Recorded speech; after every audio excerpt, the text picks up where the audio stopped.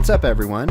So welcome to Lab Module 2. This is the first lab video, and I know that you've trudged through all of the material in chapters 3 and 4 to get here. You've completed the homework, and I'm going to try to keep this short and sweet and be a little bit concise. But today what I wanted to do is basically introduce you to the SPSS interface and then do a rather simple analysis to view measures of central tendency, measures of variability, and frequency tables. So what we're going to do is we're going to open up SPSS. I realize there may be some minor differences between this and Mac. But you should be able to figure it out. The software itself, once you get it open, should be relatively similar. So when you first open SPSS, you're going to be presented with something like this. Now, it might look slightly different if you have an older version of SPSS. This is the most current version as of this recording is SPSS 27. And they have introduced some considerable upgrades, I guess, to the interface, as well as additional analysis packages. So if you don't have 27, I'd encourage you to get 27. However, 26 will work just fine. It just might look a little different. So at this window, what we want to do is we want to open a new data set, right? And you obviously you can open up recent files, things like this, but we're going to open a new data set and just click open there at the bottom. And you'll see that there were kind of some flashy window things going on there. If you look at the windows that popped up, you will see that there are two. You have this untitled window, and then you have an output window. So the output window is basically where the output of your commands are going to display, and any of the results from an analysis are going to show up here. And over here on the left, it's kind of organized by, each analysis has a log with syntax that you can use to reproduce it without having to click through everything again. And it'll have the tables and the graphs and all of the results of your analysis. So we'll minimize this for now. And if you accidentally close it, that's fine. Whenever you run an analysis, it'll just create a new output window. But let's turn our attention to this untitled dataset window. So this looks similar to Microsoft Excel, except down at the bottom, you've got these two tabs. You've got Data View and Variable View. Let's start and talk about Data View. So this is where you're going to view, wait for it, your data, right? So essentially, what we have here is we have rows and columns, just like Excel, except the columns in SPSS represent variables, right? So you can see it as var at the top of every column. So this is going to be a variable. Every column is a variable. Every row is a case. Now, in psychology, most of the time, unless you're doing some kind of animal research, you're going to be using humans, right? So people are going to be the cases. That means that every row is going to be a unique person, and every column will be the data that you've captured for specific variables for that person. Well, we need to define what the variables are. And to do that, we use variable view. So variable view shows you, in this view, each row is a variable, and the properties of that variable are columns. So we need to give every variable a unique identifier, a unique name. And so there's restrictions on the types of characters that you can use. So if I wanted to do test variable, this isn't going to work because a space isn't allowed, right? And it'll just kick out and say that there's no legal character. What you can do, though, is you can say test underscore variable, and it likes that, right? So this is a unique identifier. The purpose of the name is simply to give SPSS some kind of unique title. It cannot contain spaces, and there's a variety of other characters like periods and stuff that it is not allowed to contain. So the next column, type, is going to determine what type of data this is, right? And sometimes it might be a string, sometimes it might be currency, but most of the time we're going to be dealing with numeric data. And then the next two columns just indicate, how wide do you want the column to be displayed, and the decimal precision. So here we're going to have it say 2 decimal positions. In this column, this one's important and often overlooked. So label, you can think of this as the human readable name for your variable. So here I can call it test variable and use spaces, parentheses, periods, whatever I want. And this is what's going to display in the output of any analysis that I run. So if we leave this blank, then what happens is in the output, it'll default to the variable name. And it's kind of unsightly if you're printing some kind of APA formatted table to have all these wonky computer geek type variable names. And so it's always good to assign a human readable label because this is what's going to show up in the actual output. Now under values, so that the values column is typically used when you're dealing with qualitative data. So suppose I wanted to measure eye color, and we call this, we'll just go ahead and change it, eye color, right? And then we say eye color, right? Well, under values, we can go in and we can say, okay, we're going to call 1 blue. And then we add. We're going to call 2 hazel. Add. Right? And then click OK.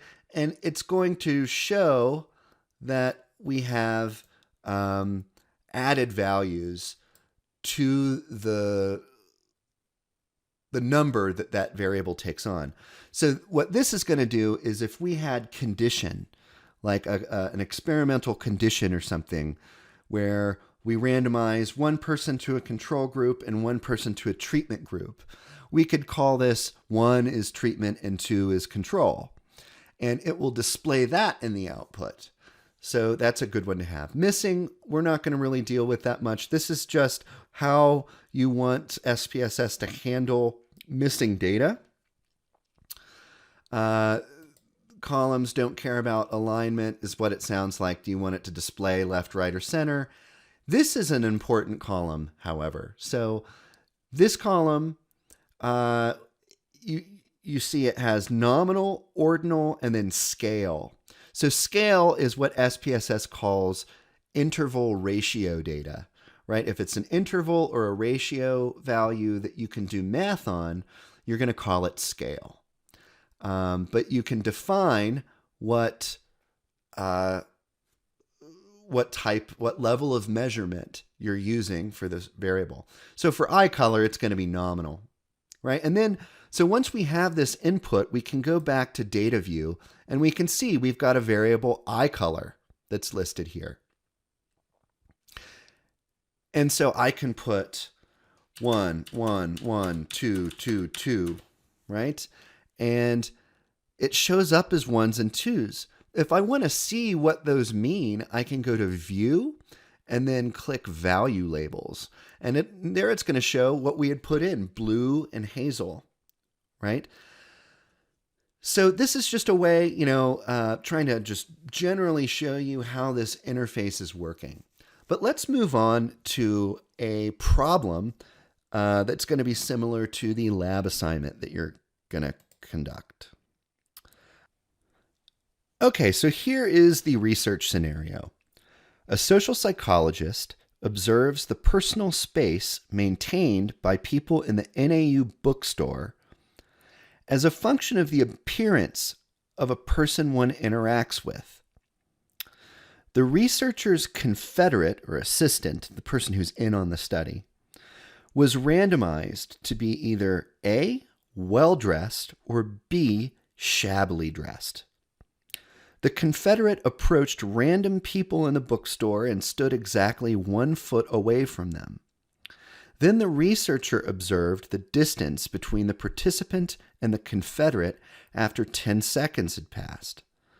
Below are the distance data collected by the researcher in inches while observing the confederate. So here, same scenario, we've got this data. So let's go ahead and enter the data into SPSS. So we're going to go to variable view. We want to get rid of this eye color. And what data are we entering? Well, we're entering the distance data, right? How many feet or how many inches the confederate was from the participant after 10 seconds. So we'll call this personal space distance. And this is numeric. We don't have decimal points, so let's make it 0. And we will call this personal space maintained in inches. And then values, well, this is we have to think about what kind of variable this is, right? So this is going to be, can you do math on inches? Yeah, so it is going to be a scale variable. We don't need to put values for each one. Missing columns, we're not going to do. Alignment's fine. Measure, it is a scale variable. Okay, and then we go to data view, and we have our variable personal space distance. So we're just going to put in these numbers as they appear on the screen.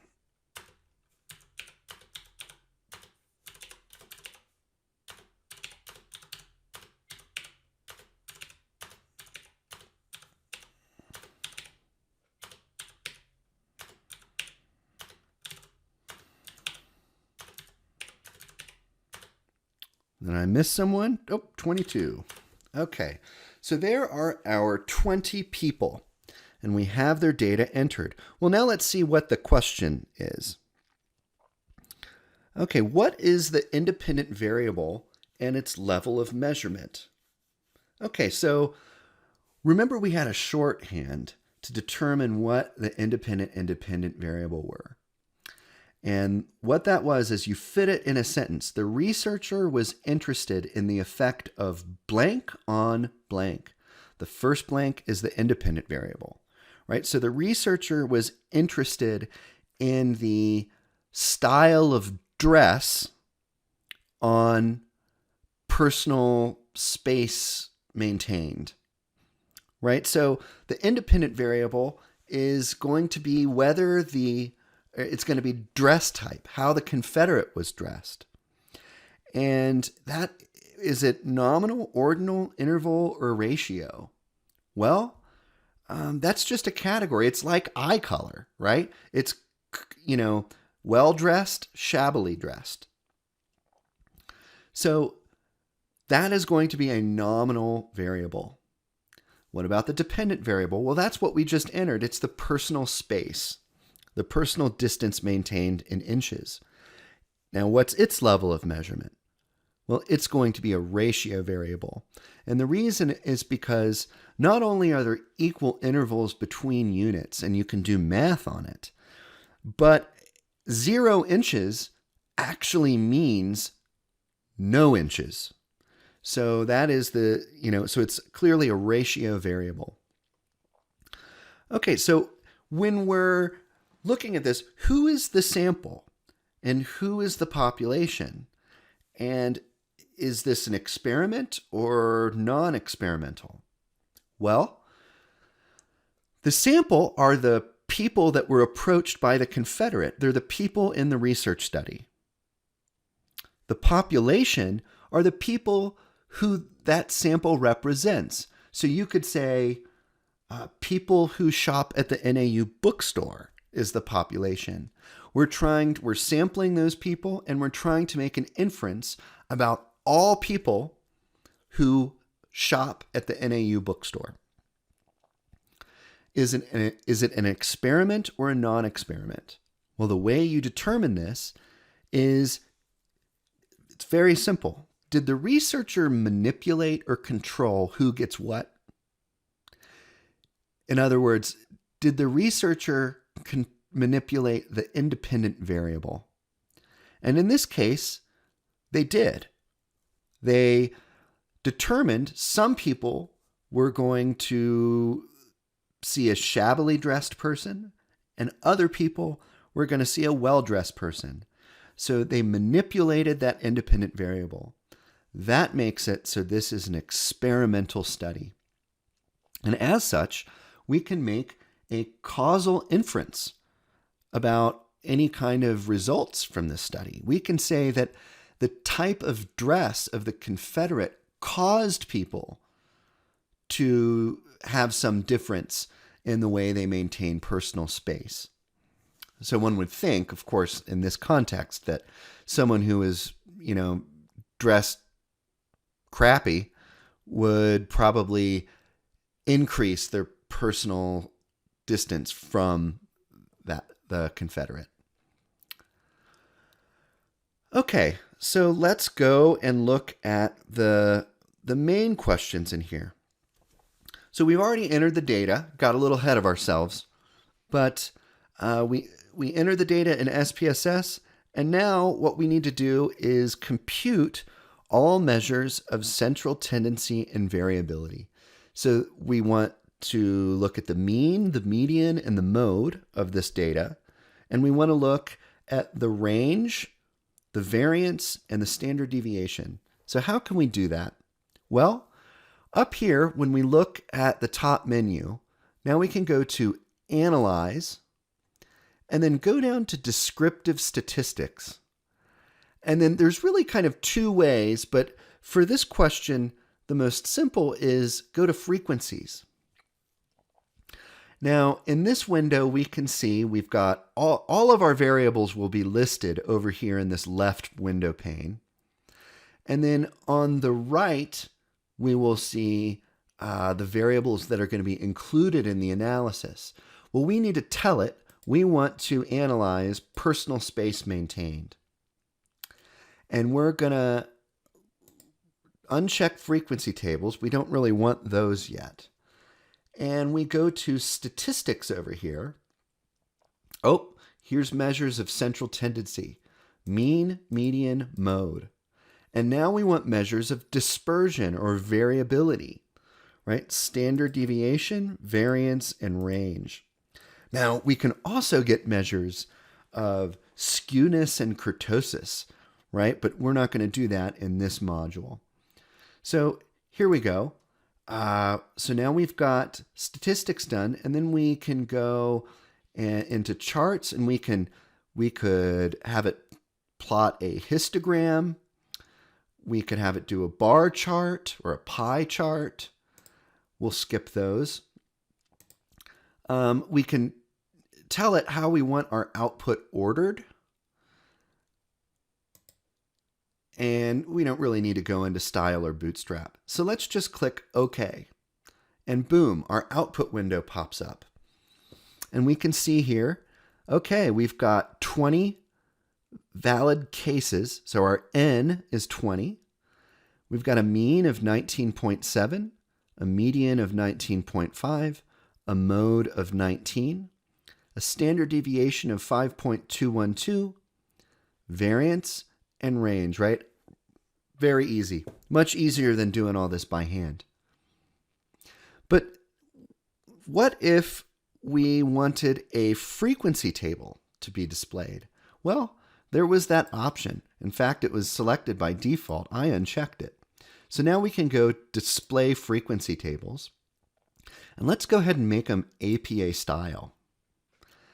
Then we can go to charts. Do we want any of these? No. We can go to format. Okay, what if we want our frequency table in descending order as it should be? We click descending. If you wanted to do a grouped frequency table, you could use the suppressed tables with many categories. And then you just click OK.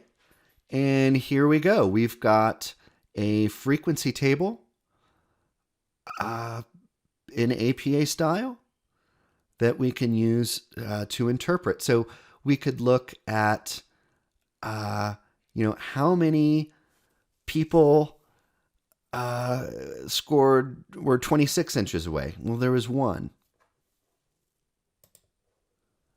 Okay, so this frequency table, it's kind of incomplete, isn't it? It would be great if it had, things like cumulative frequency. Well, we can do that. We just need to say, hey, don't make it APA style. Uncheck APA style, and then run it. And we can see here, we've got columns for percent and for cumulative percent.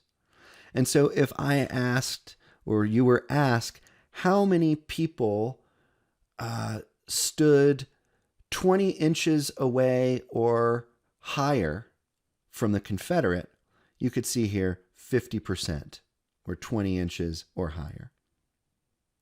Okay, so whenever you're done with a lab assignment, you're going to be asked to save your output. So you're going to save it as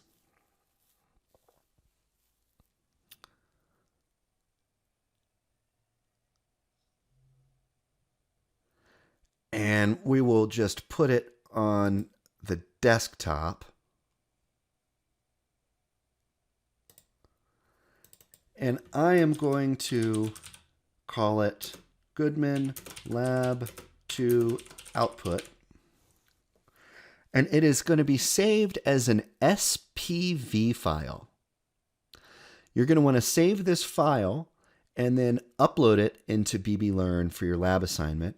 And also for Lab 2, right, as you'll see in BBLearn, there is an actual assignment module where you go in and you enter in the data from the analysis in the assignment, and then you're going to have to upload your SPSS output.